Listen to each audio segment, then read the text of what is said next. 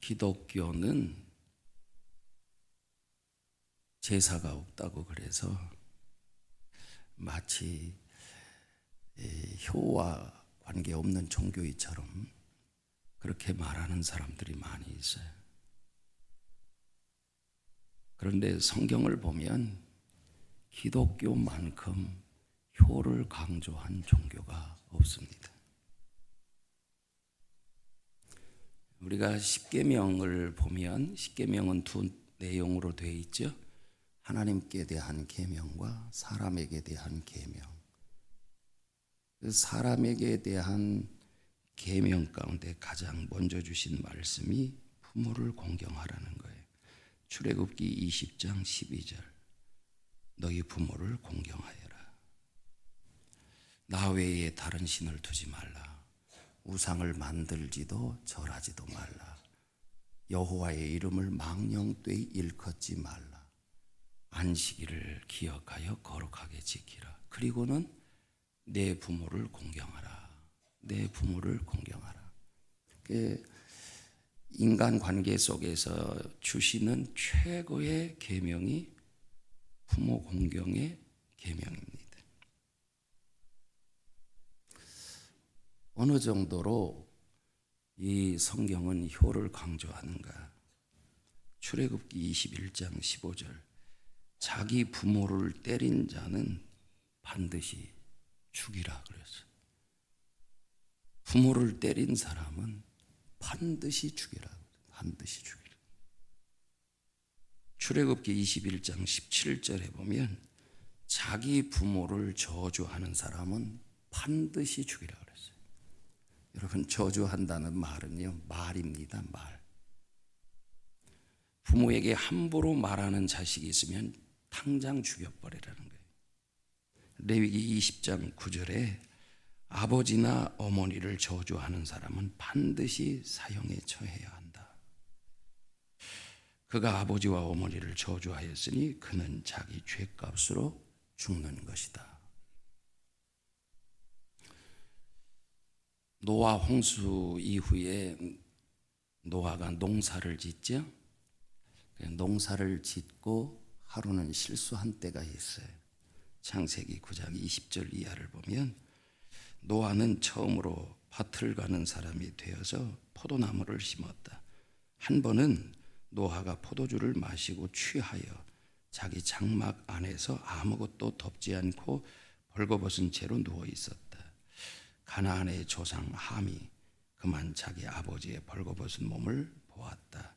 그는 바깥으로 나가서 두 형들에게 알렸다. 아버지의 하체 드러낸 것을 형제들에게 말하는 거예요. 이 일로 인하여 저주를 받잖아요. 저주를. 창세기 9장 24절 25절에 노아는 술에서 깨어난 뒤에 작은 아들이 자기에게 한 일을 알고서 이렇게 말하였다. 가나안은 저주를 받을 것이다. 가나안은 저주를 받을 것이다. 가장 천한 종이 되어서 저희 형제들을 섬길 것이다.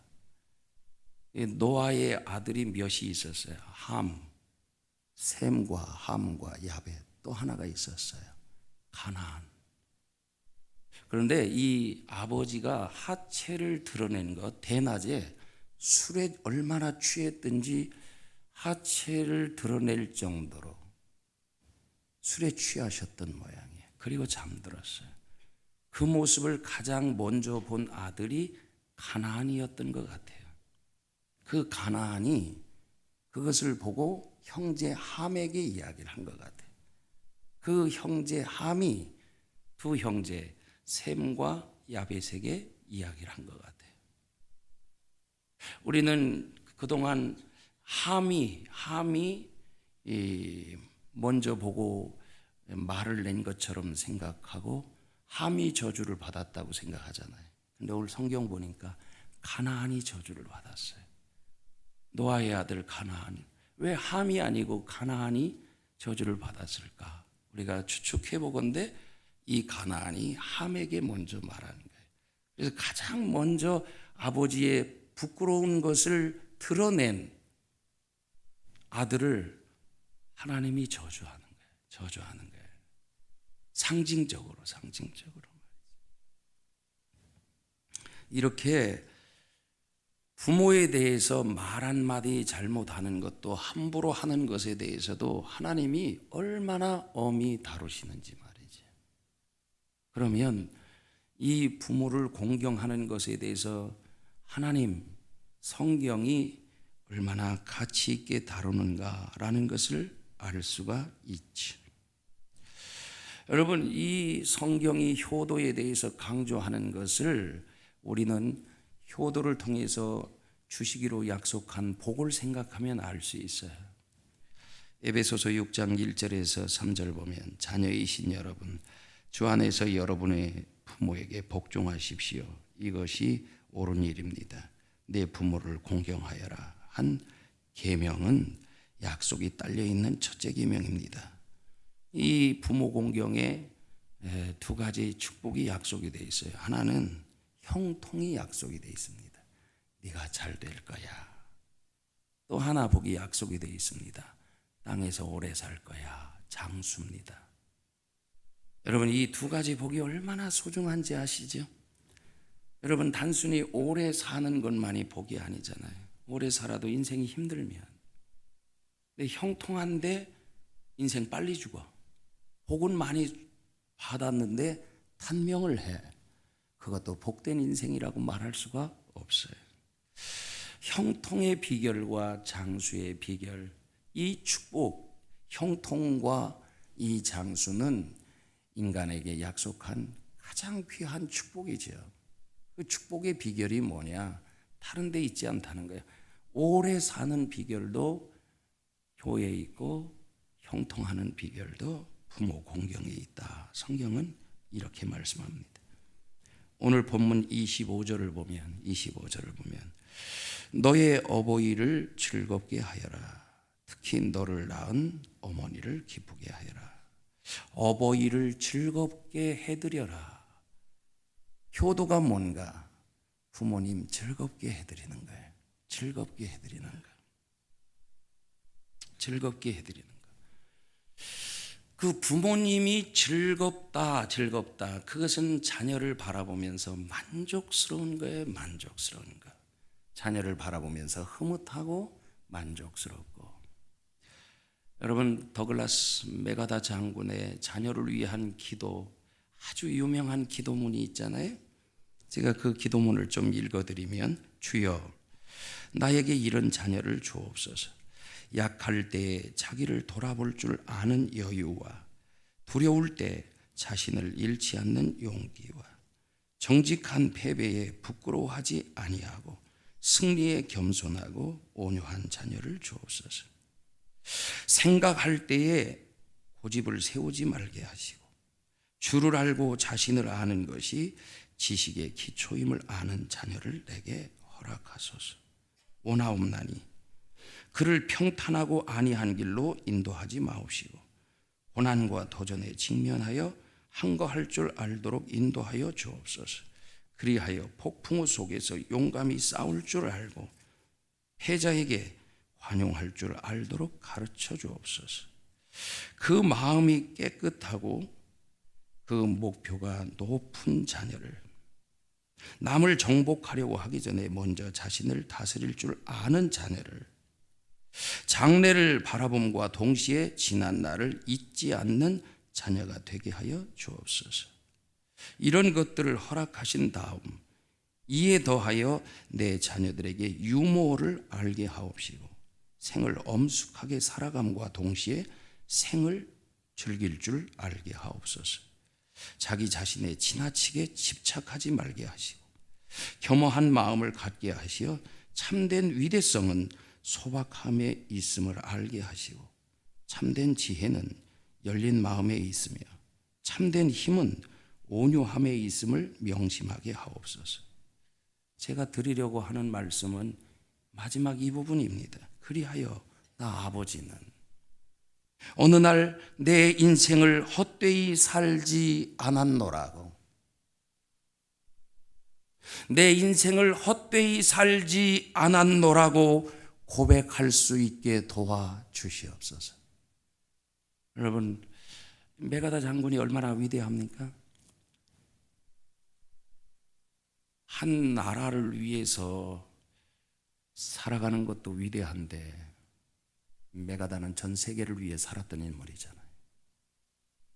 그런데 그렇게 살았던, 세계를 위해 공헌하는 인생, 위대한 업적을 남겼음에도 불구하고 참된 만족은 어디서 얻기 원했느냐? 자녀를 바라보면서 자기가 기대한 대로 자녀들이 살아주는 모습을 바라보면서 내 인생은 헛되지 않았노라. 여러분, 이런 자녀라면 부모님을 즐겁게 해드리는 자녀라고 말할 수 있잖아요. 부모님으로 하여금 생의 의미, 보람을 맛보도록 해드리는 것. 자녀를 바라보면서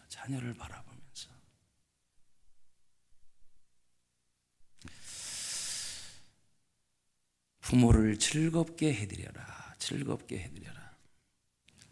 효도가 뭐예요? 효도가 용돈 드리는 거예요? 여행시켜 드리는 거예요?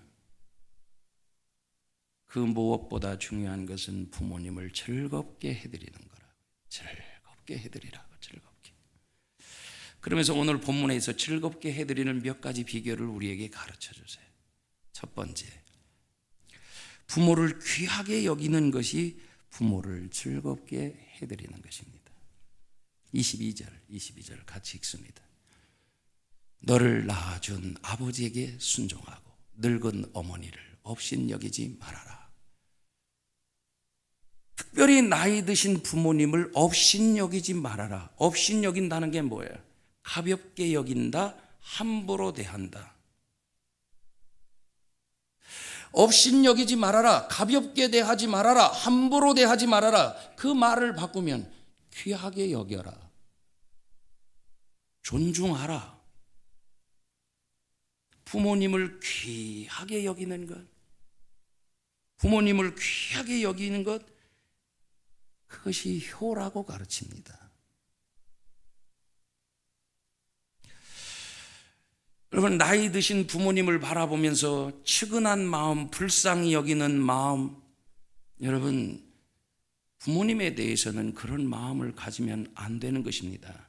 부모는 구제의 대상이 아닙니다. 존경의 대상이지.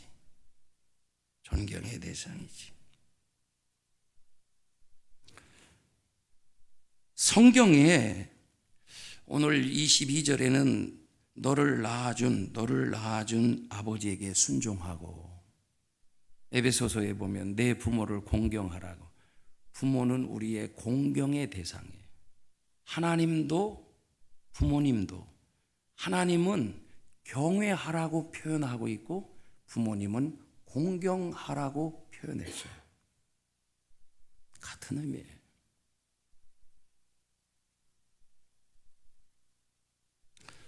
부모를 공경한다는 말은 그분의 가치를 인정하는 거예요. 존재 그 자체로 가치 있으심을 인정하는 거예요. 부모님은 그냥 부모님으로서 귀한 거예요. 부모님으로서. 개역 성경엔 이렇게 되어 있어요. 개역 개정에는 너를 낳은 아비에게 청종하고 내 늙은 어미를 경히 여기지 말지어다. 여러분, 경히 여긴다는 것은 가볍게 여기는 것이고 함부로 대하는 것이잖아요. 부모를 저주한다는 말은, 저주는 말이잖아요. 여러분, 그 말씀과 이 말씀이 뭐가 다르냐 말이에요. 근데 여기 개역 성경에 뭐라고 표현되냐면 너를 낳아준 아비에게 청종하라고 되어 있어요. 성경에는 듣는 단어가 세 가지가 있어요. 첫째는 듣는다는 단어. 그냥 소리를 듣는 거예요. 그런데 이 듣는다는 단어보다 좀 더 깊이 듣는 단어가 있어요. 경청한다는 단어예요. 그냥 듣는다는 것은 들으려고 듣는 게 아니라 그냥 들리니까 듣는 거예요. 그냥 소리를 듣는 걸 말하는 거예요. 그런데 들으려고 듣는 것을 경청한다고 말하는 거예요. 근데 경청하는 것보다 더 깊은 마음으로 듣는 게 있어요. 청종한다는 말이에요. 청종한다는 말이 뭐냐? 순종할 마음과 자세를 갖고 듣는 거예요. 마태복음 8장에 백부장이 그 자기 수하 중에 중풍병 걸린 그 하인 하나, 예수님께 나와서 자기 하인을 고쳐달라고 할 때 이렇게 말하잖아요. 말씀만 하세요. 말씀만 하세요. 제가 순종하게. 이미 이 백부장은 어떤 말씀을 하시든지 순종할 자세, 마음을 가지고 있는 거예요. 주님이 그 자세를 보고 내가 이만한 믿음을 만나본 일이 없다고 그렇게 칭찬했잖아요. 바로 청종한다는 말은 그 백부장의 자세와 같은 거예요. 그냥 듣는 거로 끝나는 게 아니에요. 들었으면 예 하고 바로 행동으로 옮겨요. 순종하는 거. 순종하는 거. 여러분, 그렇게 부모님의 말씀을 청종한다는 말은 부모님의 말씀에 권위를 부여하는 거잖아요. 그분 자체를 존귀하게 여기는 것을 말하잖아요. 업신여기지 않고 부모를 청종한다는 말은 이런 의미가 있는 것입니다. 이런 의미가 있는 거예요. 귀담아 듣는 거예요. 귀담아 듣는 거예요. 지난 월요일 날 제가 작은 아버님을 찾아뵀습니다. 어버이날도 가까이 오고 그래서 이제 작은 어머니 돌아가신 지가 한 3년 되셨는데 80이 넘으신 이 노인 어르신께서 혼자 하루 세끼 밥을 해 드시면서 계시는 거예요. 혼자 계시는 거예요. 그래서 여동생 사모 부부라고 그래서 같이 가서 음식도 준비하고 과일도 준비하고 용돈도 준비하고 이제 그리고 이제 찾아가서 이제 듣는 거예요. 작은 아버님이 어떻게 살아오셨는지 과거에 대해서 묻고 그러니까요. 말씀을 끊지를 않으셔. 제가 잘못한 거야. 그냥 묻지를 말았어야 되는데 물으니까 그냥 어렸을 때부터 이야기가 나오기 시작하시는데 그 작은 아버님이 우리 그 아버님 본래 가족이 제가 광식교회에서 2년 사역할 때 바로 옆에가 고향이셨거든요. 그래서 제가 그 지역을 잘 알거든요. 그래서 이야기를 했더니 그 옛날 이야기를 다 하시는데요. 그 이야기를 그냥 고개를 끄덕거리면서 들어드리고 그러니까 너무 좋아하시는 거예요. 그리고 나더니 자기가 섬기는 교회를 가재. 자기 교회가 예배당이 잘 지어졌다나. 그래서 월요일 날 예배당 보여주고 싶다고 저를 또 끌고 가시네. 별로 구경하고 싶지도 않는데 우리 교회가 더 예쁜데 저는 우리 교회밖에는 생각이 안 나거든. 그리고 월요일이잖아요. 직원이 나오지도 않는데 근데 굳이 교회까지 가서 직원 불러내가지고 다 보여주시는 거예요. 자기가 52년 동안 섬겨온 교회, 그 교회 역사가 54년 됐는데 52년을 섬겨오신 거예요. 그리고 장로로 늙어가시면서 아들이 장로 되는 게 꿈이고 그러면서 자신이 하셨던 것, 이루어 놓으셨던 것 보여줄 때에 그걸 함께 즐기고 함께 할 때 얼마나 즐거워하든지 말이죠. 다른 데 있지 않아요. 우리가 부모님을 존귀히 여긴다는 것은 그분 앞에서 말을 삼가하는 것입니다. 함부로 말하면 안 되는 것입니다. 부모님 앞에서는 목소리를 높여서도 안 되는 것입니다. 그것이 존재 자체를 귀하게 여겨드리는 것입니다. 업신여기지 마라. 업신여기지 마라. 그것이 내 낳은 어버이를 즐겁게 해드리는 것이다. 즐겁게 해드리는 것이다. 두 번째, 부모님의 잔소리를 귀담아 듣는 것이 부모님을 즐겁게 해드리는 것입니다. 24절. 의인의 아버지는 크게 기뻐할 것이며 지혜로운 자식을 둔 아버지는 크게 즐거워할 것이다.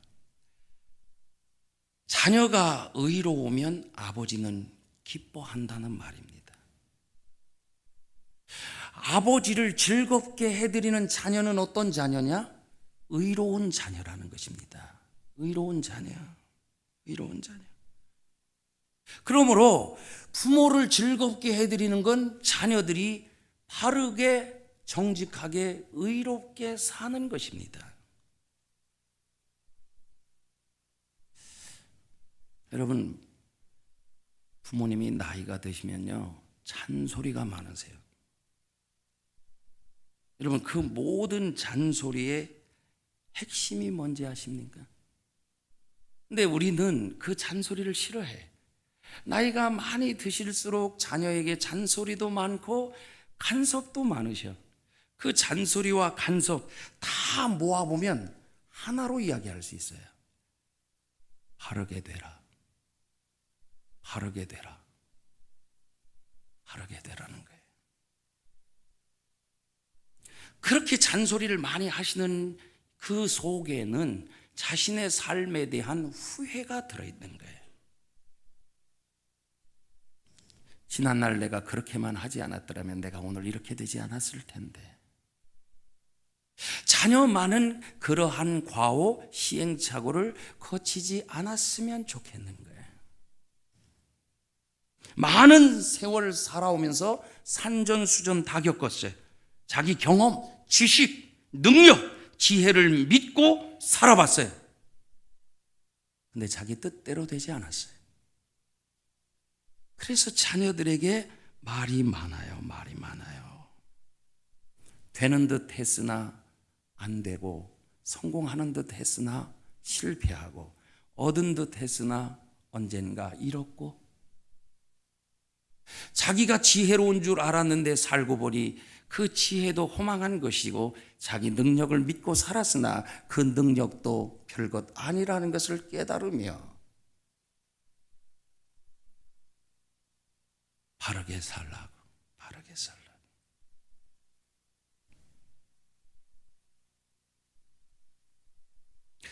모든 잔소리와 간섭의 결론은 바르게 살라. 너만은 바르게 살아라. 그래서 그 잔소리를 귀담아 듣고 바르게 살려고 노력할 때 그 모습을 바라보는 부모는 즐거워한다. 즐거워한단 말이에요. 즐거워한다.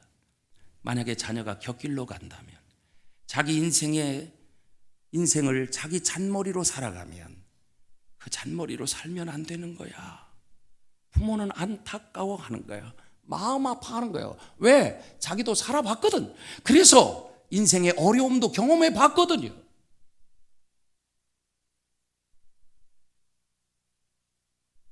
못된 부모라도 자식만은 잘 되기를 바라는 선한 마음, 도덕성이 그 안에 있거든요.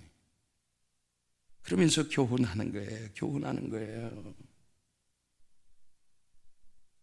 그러므로 의롭게 살아간다는 그 말은 한평생 살아온 부모님이 하시는 잔소리 속에 들어있는 그 잔소리의 의미를 생각하고 의롭게 바르게 살아갈 때 부모는 기쁘다고요. 부모는 기쁘다고요. 부모님 즐겁게 해드리는 게 어려운 게 아니에요. 잔소리 귀담아 듣는 거예요. 하나 더 이야기할게요. 24절 다시 보세요. 세 번째는 지혜로운 자식을 둔 아버지는 크게 즐거워한다는 거예요. 지혜롭게 사는 것이 부모님을 즐겁게 해드리는 거라는 거예요. 지혜롭게 사는 것. 그 다음에 19절에 보면 내 아들아 너는 잘 듣고 지혜를 얻어서 너희 마음을 바르게 이끌어라. 부모님의 말을 통해서, 잔소리를 통해서 지혜를 얻어서 그 지혜롭게 살아갈 때 그 어버이는 기뻐하고 즐거워한다고요. 그런데 그 부모님이 하시는 모든 잔소리의 두 가지 핵심적 교훈이 있어요. 그게 뭐냐? 잠언 23장 20절 21절이에요. 너는 술을 많이 마시는 사람이나 고기를 탐하는 사람과는 어울리지 말아라. 21절. 늘 술에 취해 있으면서 먹기만을 탐하는 사람은 재산을 탕진하게 되고 늘 잠에 빠져 있는 사람은 누더기를 걸치게 된다. 두 가지를 교훈합니다. 모든 잔소리. 술 먹지 마. 아들아, 너는 술 먹지 마라. 아비는 술 먹었다 하더라도 너는 술 먹지 마라. 그리고 술 많이 마시는 사람과 함께 하지 마라. 술을 많이 마시고 술을 좋아하면 재산을 탕진하게 되느니라. 또 하나가 뭐예요? 잠에 빠져 있지 말라고. 게으르지 말라는 거예요.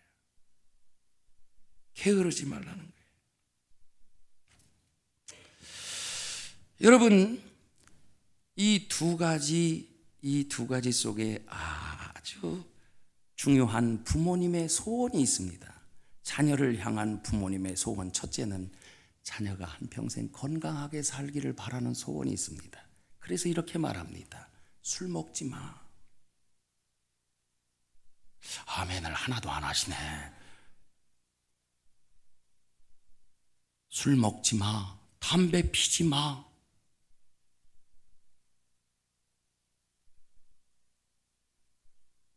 게으르지 말라는 것은 잘 살라는 거예요. 부모의 소원, 자녀를 향한 부모의 간절한 소원은 두 가지입니다. 건강하게 살고 형통하게 사는 것입니다. 장수와 형통입니다. 부모가 한평생 인생을 다 살아놓고 자기 자녀를 향하여 간절히 바라는 게 있습니다. 너는 제발 건강하게 오래 살아라. 그리고 너 잘 되기를 바란다. 게으르면 가난하게 돼. 게으르면 가난하게 돼. 부지런하면 잘 되는 거야. 형통하는 거야.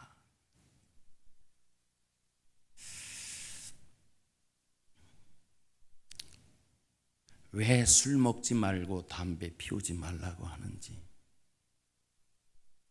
왜 게으르지 말라고 말씀하시는지, 그 속에 어떤 의미가 들어있는지, 부모는 어떤 마음, 어떤 소원을 가지고 있는지를 읽을 줄 아는 자녀가 되는 것, 이게 효라는 것입니다. 부모님 앞에서 부모님보다 일찍 가는 자식이 아니라 건강하게 오래 살고, 건강하게 오래 살아도 그의 인생이 잘 되고 형통하는 인생이 되기를 바라는 것. 26절, 잠언 23장 26절. 내 아들아, 나를 눈여겨보고 내가 걸어온 길을 기꺼이 따르라. 개역성경에는 이렇게 되어 있어요. 내 아들아, 내 마음을 내게 주며 내 눈으로 내 길을 즐거워하라. 내 길을 즐거워하라. 마지막 한 말씀만 더 드릴게요. 부모를 부끄러워하지 말고 자랑스러워하라. 부모를 부끄러워하지 말고 자랑스러워하라. 그것을 솔로몬은 이렇게 말했어요. 내가 걸어온 길을 기꺼이 따르라. 근데 개역 개정에는 이렇게 되어 있어요. 내 길을 즐거워하라. 내가 살아온 인생을 기뻐하라. 즐거워하라. 자랑스러워. 나를 좀 자랑스러워 해달라고. 자랑스러워 해달라고. 제가 이번 어버이날에 새벽에 교회 나와서 기도하고 큐티하고, 그리고 이렇게 좀 앉아서 묵상하는데, 이번 어버이날에 부모님 생각이 그리 많이 나더라고요. 그냥 앉아서 묵상하는데 그저 눈물이 나요. 아버지도 보고 싶고 어머니도 보고 싶고. 제가 이렇게 되돌아 생각을 해보니까 부모님, 그러면 제가 부모님으로부터 상처받은 기억이 없어요. 별로. 제가 우리 어머니로부터는 특별히 야단을 맞아본 일이 없는 것 같아요. 우리 아내가 아이들 키울 때 목소리가 조금 높아지면 우리 어머니가 늘 그렇게 말했대요. 얘야, 야단치지 않고 키웠어도요 잘 자라더라. 야단치지 말라고. 어머니로부터 야단 맞은 기억이 없어요. 잘 감싸주셨지. 그리고 아버지한테도 그렇게 뭐 매를 맞은 기억도 없어요. 그래서 사랑을 많이 받았구나. 또 하나는 생각해 보니까 그냥 희생하신 거. 지금도 잊을 수 없는 것이 어머님 돌아가실 때, 임종하실 때 우리 자녀들이 다 임종을 지켰거든요. 근데 임종하시면서 우리 막내 여동생에게 이렇게 말하는 거예요. 얘야, 엄마 장롱 밑에 서랍 열어봐. 열어보니까 돈이 모아 있는 거예요. 그동안 아들들이 준 용돈을 다 모아놓은 거예요. 모아놓고 시골에서 목회하는 막내 딸이 안쓰러우니까 그 돈을 주고 싶었던 거예요. 그래서 제가 깨달은 게 있어요. 부모는 마지막까지 주고 떠나는구나. 부모의 생애는 오직 자녀를 향한 희생뿐이구나. 그래서 그런지 그 생각이 많이 나더라고요. 그래서 제가 이제 가족 카톡방에다가 이제 구구절절히 썼어요. 오늘따라 어머니가 많이 생각나네. 그러면서 이제 큰형님 부부에게 감사하다고, 둘째 형님 부부에게도 감사하다고, 그다음에 막내 여동생 목회하는 여동생 부부에게도 고맙다고 이제 다 남겼더니 여동생이 바로 답글을 올렸어요. 자기도 부모님 생각을 많이 했다 그러면서 오빠 우리 부모님 자랑스럽지. 저희 부모님 공부 많이 못하셨거든. 근데 두 가지 때문에 자랑스러운 거예요. 하나는 자기 인생을 열심히 사셨다는 것. 또 하나는 그분들의 인생은 모두가 희생이었다는 것 때문에. 위대한 업적을 남겨서가 아니에요. 어려운 시절 그 어려움에 굴하지 않고 열심히 살아왔던 인생.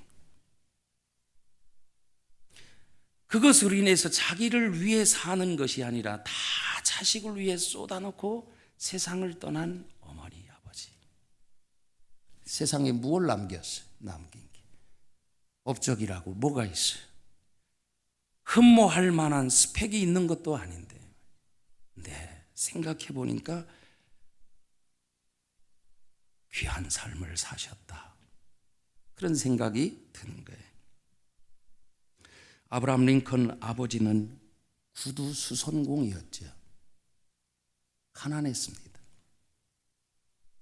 그의 아버지도 공부를 못했어요. 학문 없는 아버지.